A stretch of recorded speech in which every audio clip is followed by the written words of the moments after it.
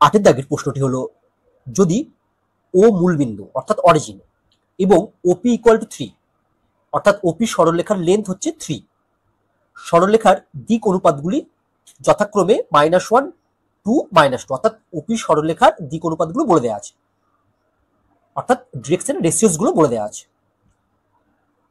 এর সঙ্গে সমানুপাতিক হয়, তবে পি বিন্দু স্থানাঙ্ক নির্ণয় করো। চলো এই প্রশ্নের আমরা উত্তর করে ফেলি। প্রথমে আমরা একটি সরলরেখা অঙ্কন করলাম, যার নাম দিলাম ওপি। ও বিন্দুর স্থানাঙ্ক অরিজিন মানে 0,0,0, পি বিন্দুর স্থানাঙ্ক আমি ধরে নিলাম a, b, c। আমাকে এই a, b, c এর মান নির্ণয় করতে বলেছে। তাহলে ওপি সরলরেখার দিক অনুপাতগুলি হলো, অর্থাৎ ওপি সরলরেখার দিক অনুপাত কি হবে না, আমরা জানি কোন সরলরেখার দিক অনুপাত হলো সেই সরলরেখার যে বিন্দুগুলো আছে শেষের বিন্দু থেকে প্রথম বিন্দুটির বিয়োগফল বা সাবট্রাকশন।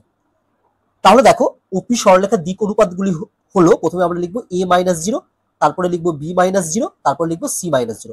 দেখো এখানে যেহেতু ওপি আছে তাই পি বিন্দুগুলো আগে লিখবে আর ও এর বিন্দুগুলো তোমরা পরে লিখবে। তাহলে আমরা কি লিখবো, ওপি সরলরেখার দিক অনুপাতগুলি হলো a-0, b-0, c-0, অর্থাৎ এ বি সি।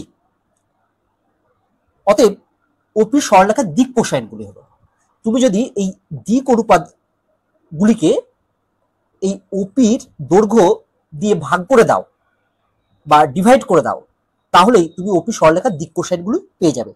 তাহলে আমরা লিখতে পারবো ওপি সরলরেখার দিক কোসাইনগুলি হলো, অর্থাৎ ডিরেকশন কোসাইন সমূহ a/3, b/3, c/3।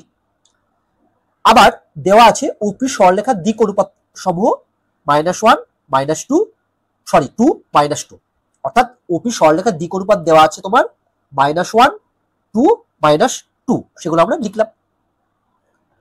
অতএব ওপি সরলরেখার দিক কোসাইনগুলি হলো, দেখো যেহেতু ওপি এর লেন্থ 3, তাহলে এদেরকে আমি 3 দিয়ে ভাগ করলেই আবার দিক কোসাইন পেয়ে যাব।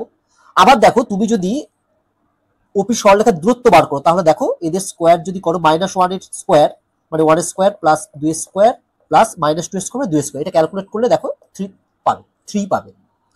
তাহলে আবার আমরা লিখছি ওপি সরলরেখার দিক কোসাইনগুলি হলো -1/3, 2/3, -2/3। তাহলে তোমরা দেখো ওপি সরলরেখার দিক কোসাইন আমরা একবার পেয়েছি এটা, আর একবার পেলাম এটা। তাহলে আমরা লিখতে পারি a/3 equal to -1/3, b/3 equal to 2/3, c/3 equal to -2/3, কারণ কোনো সরলরেখার দিক কোসাইনের মান সর্বদা সেম হয়। তাহলে আমরা লিখতে পারবো অতএব a/3 ইকুয়াল টু -1/3, এখান থেকে আমরা পাবো ইমপ্লাইজ a ইকুয়াল টু -1, তারপর লিখবো b/3 ইকুয়াল টু 2/3, এখান থেকে পাবো ইমপ্লাইজ b ইকুয়াল টু 2, তারপর আমরা লিখবো c/3 ইকুয়াল টু -2/3, এখান থেকে আমরা পাবো c এর মান -2। এবার আমরা a b c এর মান যদি আমরা এখানে বসিয়ে দিই, তাহলেই দেখবে আমরা পি বিন্দুর স্থানাঙ্ক পেয়ে যাব। অতএব পি বিন্দুর স্থানাঙ্ক -1, 2, -2।